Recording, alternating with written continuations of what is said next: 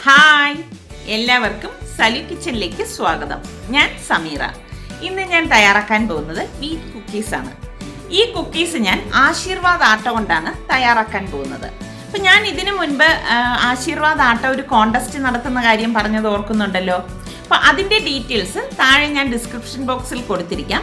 നിങ്ങൾക്കും ആശീർവാദ് ആട്ട കൊണ്ട് വെറൈറ്റി ആയിട്ടുള്ള ഏതെങ്കിലും ഡിഷ് ഉണ്ടാക്കി അതിൻ്റെ റെസിപ്പിയും ഫോട്ടോയും നിങ്ങൾ താഴെ കാണുന്ന ലിങ്കിലേക്ക് അയക്കുകയാണെങ്കിൽ അതിൽ നിന്ന് വിജയികളെ തിരഞ്ഞെടുക്കുന്നതാണ്.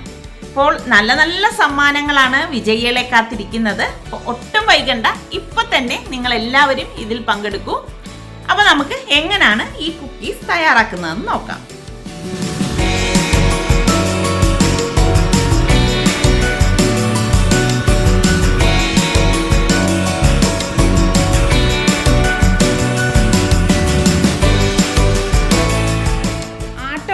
കുക്കീസ് ഉണ്ടാക്കാൻ വേണ്ടിയിട്ട് ഞാൻ ഈ ആട്ടയാണ് ഉപയോഗിക്കുന്നത്, ആശീർവാദിൻ്റെ ആട്ട. എൻ്റെ അടുത്ത് പലരും ചോദിച്ചിട്ടുണ്ട് ഞാൻ ഏത് ആട്ടയാണ് ഉപയോഗിക്കുന്നത്.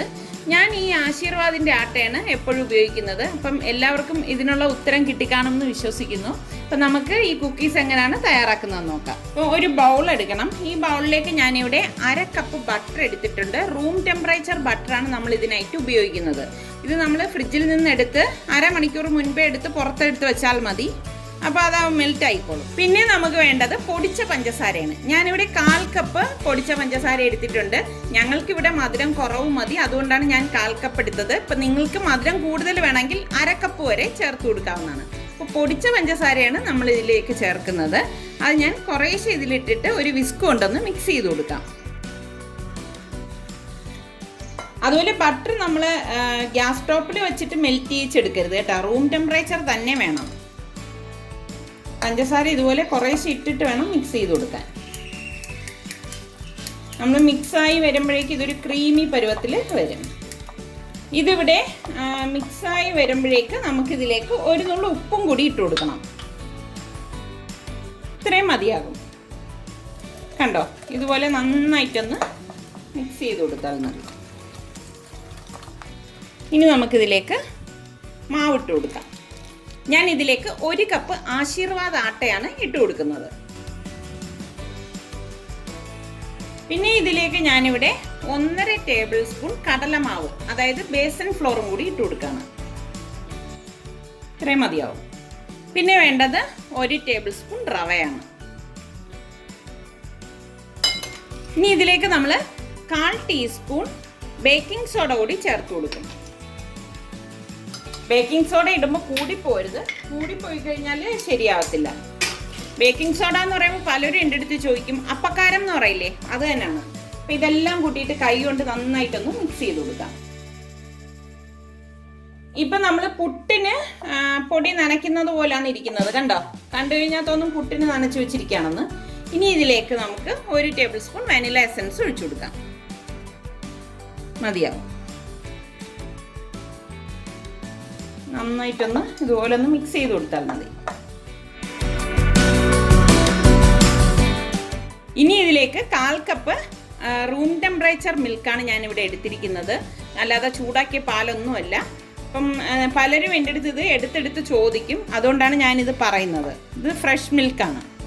അത് ഇതിലേക്ക് കുറേശ്ശെ ഒഴിച്ചിട്ടൊന്ന് കുഴച്ചു കൊടുക്കാം. നമ്മൾ ചപ്പാത്തിക്കൊക്കെ കുഴക്കത്തില്ലേ, അതുപോലെ കുഴച്ചു കൊടുത്താൽ മതി. ഇങ്ങനെ കുറേശ്ശെ കുറേശ്ശെ ഒഴിച്ചിട്ട് കുഴയ്ക്കാവും. നമുക്ക് പെട്ടെന്ന് തന്നെ ഉണ്ടാക്കിയെടുക്കാൻ പറ്റുന്ന നല്ല കുക്കീസാണിത്. കുട്ടികൾക്കൊക്കെ എന്തായാലും ഇഷ്ടപ്പെടും. ഞാനിനി ഇത് നന്നായിട്ട് കുഴച്ചെടുത്തിട്ടുണ്ട്. അപ്പം ഇതിനെ ഞാൻ 2 പോർഷനായിട്ട് മാറ്റാണ്. ഞാനിവിടെ 2ആയിട്ട് മാറ്റിയിട്ടുണ്ട്. ഇതിൽ ഒരു പോർഷൻ ഞാൻ മാറ്റി വെച്ചിട്ട് ഇതിലേക്ക് ഇനി ഞാൻ 1 ടേബിൾ സ്പൂൺ കൊക്കോ പൗഡർ ഇട്ട് കൊടുക്കുകയാണ്. 1 ടേബിൾ സ്പൂൺ മാത്രം ഇട്ട് കൊടുത്താൽ മതി.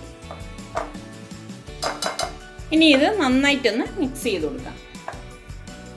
അപ്പോൾ ഓൾറെഡി നമ്മൾ ഈ മാവിലേക്ക് പഞ്ചസാര ചേർത്തിരിക്കുന്നത് കൊണ്ട് വേറെ ഇനി പഞ്ചസാര ചേർക്കേണ്ട ആവശ്യമില്ല. അപ്പോൾ നമ്മൾ ഇതിലേക്ക് കൊക്കോ പൗഡർ ചേർത്തില്ലേ, ഇത് നന്നായിട്ടൊന്ന് മിക്സ് ചെയ്ത ശേഷം ഇതിലേക്ക് 1 ടേബിൾ സ്പൂൺ പാലും കൂടി ചേർത്ത് ഈ കൂട്ടൊന്ന് ഇതുപോലെ നേരത്തെ മാവ് കുഴച്ചതുപോലെ തന്നെ കുഴച്ചെടുക്കാം.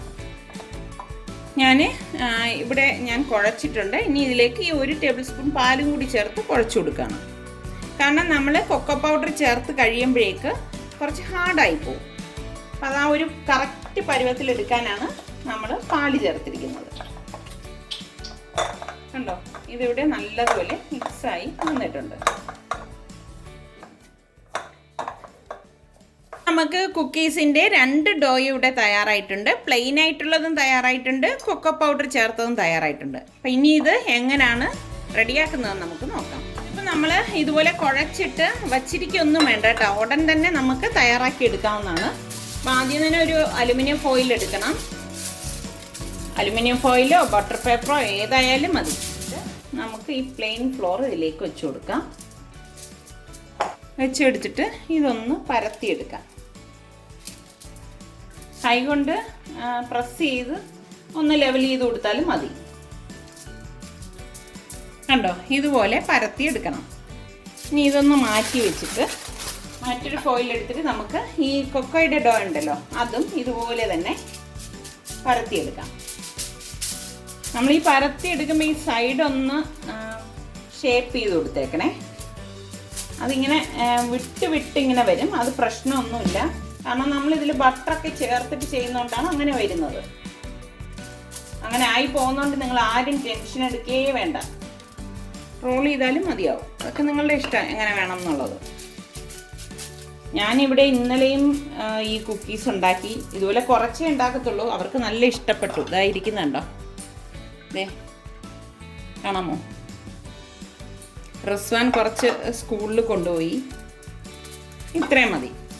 ഇനി നമുക്ക് ഈ പ്ലെയിൻ ഡോ ഇല്ലേ, ഇതിന് മുകളിലേക്ക് ഈ കൊക്കോയുടെ ഡോ വെച്ച് കൊടുക്കാം. ഇതുപോലെ എടുക്കണം. കണ്ടോ, ഒരേ അളവിലിരിക്കുന്നുണ്ടോ? ഇങ്ങനെയാണ് വെച്ച് കൊടുക്കേണ്ടത്. വെച്ചിട്ട് അതൊക്കെ ഒന്ന് അമർത്തി കൊടുക്കണം. ഇത് തന്നെ നിങ്ങൾക്ക് ഇങ്ങനെ റോൾ ചെയ്തിട്ടും കട്ട് ചെയ്തെടുക്കാവുന്നതാണ്. അതൊക്കെ നിങ്ങളുടെ ഇഷ്ടം. പക്ഷെ ഞാനിവിടെ ഒരു കുക്കി കട്ടർ കൊണ്ടാണ് കട്ട് ചെയ്തെടുക്കുന്നത്. അപ്പം ഞാനിവിടെ പരത്തി എടുത്തിട്ടുണ്ട്. ഇനി ഞാനിവിടെ ലവിൻ്റെ ഷേപ്പിലെ കുക്കി കട്ടറാണ് എടുത്തിരിക്കുന്നത്. നിങ്ങൾക്ക് ഏത് ഷേപ്പ് വേണമെങ്കിലും കട്ട് ചെയ്തെടുക്കാവുന്നതാണ്. പിന്നെ ഇവിടെ സ്റ്റാറിൻ്റെതുണ്ട്. ഞാൻ നോക്കട്ടെ. ഇത് ചിലപ്പോൾ ഞാൻ ഈ ലവ് മാത്രമേ ചെയ്യത്തുള്ളൂ, അല്ലെങ്കിൽ ചിലപ്പോൾ ഞാൻ സ്റ്റാറും ചെയ്യും. ഫസ്റ്റ് എന്തായാലും ഞാൻ ലവിൻ്റെ ഷേപ്പിൽ കട്ട് ചെയ്യാൻ പോകണം. കണ്ടോ, ഇതുപോലെ വേണം എടുക്കേണ്ടത്. മറു സൈഡിൽ കണ്ടോ പ്ലെയിന്, ഈ സൈഡിൽ ചോക്ലേറ്റ്. നമ്മളിങ്ങനെയൊക്കെ കുട്ടികൾക്ക് കൊടുക്കുമ്പോൾ അവർക്കൊരു സന്തോഷമായിരിക്കും. ഇവിടെ കൊച്ചു കുട്ടികളൊന്നും ഇല്ല. ഈ കൊച്ചു കുട്ടികളുടെ വീട്ടിൽ ഇതുപോലെയുള്ള കുക്കീസൊക്കെ ഉണ്ടാക്കി കൊടുത്തു നോക്കിയാൽ അവർക്ക് വളരെ ഹാപ്പി ആയിരിക്കും. അപ്പം ഇത് ഞാൻ ഈ ഫോയിലിലേക്ക് വെക്കാണ്. ബാക്കി ഇരിക്കുന്നതെല്ലാം നമുക്ക് ഇതേപോലെ തന്നെ ഷേപ്പിൽ കട്ട് ചെയ്തെടുക്കാം. അപ്പോൾ വേസ്റ്റ് ആകാതിരിക്കാൻ വേണ്ടിയിട്ട് ഇപ്പോൾ നമ്മളിങ്ങനെ എടുത്തു കഴിഞ്ഞാൽ വീണ്ടും ആ മാവ് വേസ്റ്റ് ആവും. ഇതിനൊന്ന് തിരിച്ച് വെച്ചിട്ട് കട്ട് ചെയ്യാം. മാക്സിമം മാവ് നമ്മൾ വേസ്റ്റ് ആവാത്ത രീതിയിൽ വേണം കട്ട് ചെയ്യേണ്ടത്. ലാസ്റ്റ് വരുന്നത് എടുത്ത് കളയൊന്നും ചെയ്യരുത് കേട്ടോ. അത് നമ്മൾ ഉരുട്ടി പുതിയൊരു ഷേപ്പിൽ ഇതുപോലെ തന്നെ ബേക്ക് ചെയ്യാൻ വേണ്ടി വെക്കാം. കണ്ടോ, ഈസി ആയിട്ട് ഇളകി കിട്ടും. നല്ല ഭംഗിയുണ്ടല്ലേ? കണ്ടോ, എല്ലാം ഞാനിവിടെ കട്ട് ചെയ്തെടുത്ത് വെച്ചിരിക്കുകയാണ്. ഇനി ഞാനിത് ഒന്ന് മിക്സ് ചെയ്തിട്ട് സ്റ്റാർ ഉണ്ടാക്കാൻ പോവുകയാണ്.